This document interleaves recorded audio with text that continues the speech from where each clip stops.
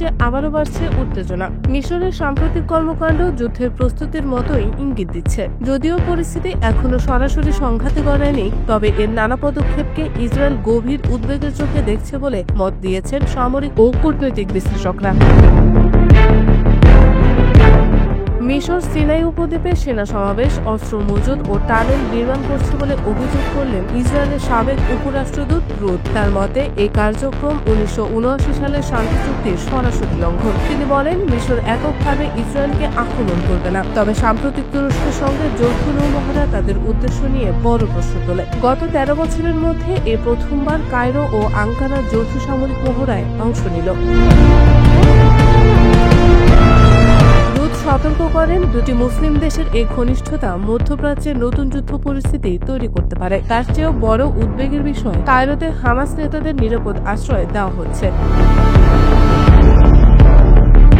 Israeli কূটনীতিকরা দাবি করেন, Hamas ও মিশরের মধ্যে এক অনানুষ্ঠানিক চুক্তি রয়েছে। হামাস মিশরকে আক্রমণ করবে না, আর কায়রো গাজায় অস্ত্র পাচারের দিকে নজর দেবে না। তবে তিনি এটিও বলেন, মিশরকে সরাসরি যুদ্ধপ্রবণ দেশ হিসেবে আখ্যা দেওয়া ভুল হবে, এতে উত্তেজনা আরও বাড়বে। মিশরের রাজনৈতিক মনোভাবও ইসরায়েলকে অস্বস্তিতে ফেলছে। কায়রো মনে করে ইসরায়েল একটি ঔপনিবেশিক রাষ্ট্র, যা পুরো অঞ্চলে আধিপত্য বিস্তার করতে চায়। সাম্প্রতিক ইসরায়েলি কট্টরপন্থী নেতাদের বক্তব্য মিশরের সন্দেহ আরও গভীর করেছে। বিশ্লেষকরা বলছেন, প্রেসিডেন্ট আবদেল ফাত্তাহ আল সিসির সরকারের ভেতরে ইসরায়েলকে নিয়ে অবিশ্বাস এখন তীব্র আকার নিয়েছে। তবে ইসরায়েলি গবেষক এডি এ বিষয়ে ভিন্ন মত পোষণ করেন। তার মতে, অর্থনৈতিক দিক দিয়ে মিশর এতটাই দুর্বল যে এখনই যুদ্ধের ঝুঁকি নেবে না। দেশটির বৈদেশিক ঋণ $160 বিলিয়ন ছাড়িয়েছে। যুক্তরাষ্ট্রের সামরিক সহায়তা ও অনুদান ছাড়া সেনাবাহিনী টিকিয়ে রাখাই কঠিন হবে। ফলে যুদ্ধ চাইলেও মিশরকে নানা সীমাবদ্ধতার মধ্যে পড়তে হচ্ছে।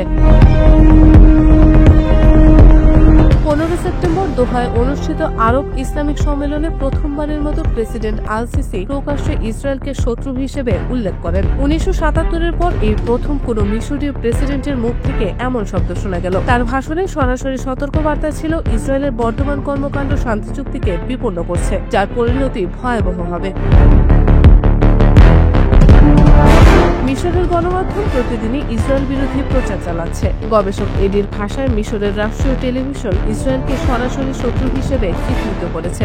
মিশরীয় বংশোদ্ভূত আরেক গবেষক খালেদ হাসান আরও তীব্র ভাষায় বলেন, ইহুদি বিদ্বেষ এবং ইসলামবাদিতা এখন মিশরের জাতীয় চেতনার অংশ হয়ে গেছে। তার দাবি, সেনাবাহিনী মনে করে একদিন ইসরায়েলের সঙ্গে যুদ্ধ হবে। সামরিক বাহিনীর জিহাদি ঐতিহ্য এখনো বহমান, যা আল সিসির সাম্প্রতিক ভাষণেও স্পষ্ট হয়েছে।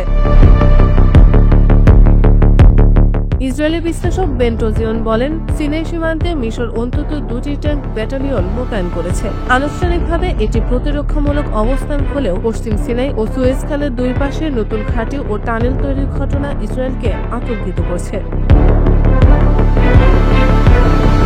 এ অবস্থা ইসরায়েলি সূত্র দাবি করছে, প্রধানমন্ত্রী নেতানিয়াহু মার্কিন প্রশাসনকে অনুরোধ করেছেন যেন সিনাইয়ের এই সামরিক কার্যক্রমকে শান্তি চুক্তির লঙ্ঘন হিসেবে স্বীকৃতি দেওয়া হয়। কিন্তু মার্কিন নেতৃত্বাধীন শান্তিরক্ষী বাহিনী গত 1 বছর ধরে সিনাইয়ের কার্যক্রম বন্ধ রেখেছে। রুদের মতে এটি অত্যন্ত বিপজ্জনক পদক্ষেপ। তিনি জোর দিয়ে বলেন, যুক্তরাষ্ট্রকে অবিলম্বে পুনরায় তদারকি শুরু করতে হবে। অধিকাংশ বিশ্লেষক বলছেন, এখনই সরাসরি যুদ্ধ হওয়ার আশঙ্কা নেই, তবে উস্কানিমূলক ভাষণ ও সামরিক প্রস্তুতি একদিন বাস্তব গোলাগুলিতে রূপ নিতে পারে। খালেদ হাসান সতর্ক করে বলেন, ইসরায়েল যেন আগের মতো ভুল না করে, যেমন 1973 সালে করেছিল।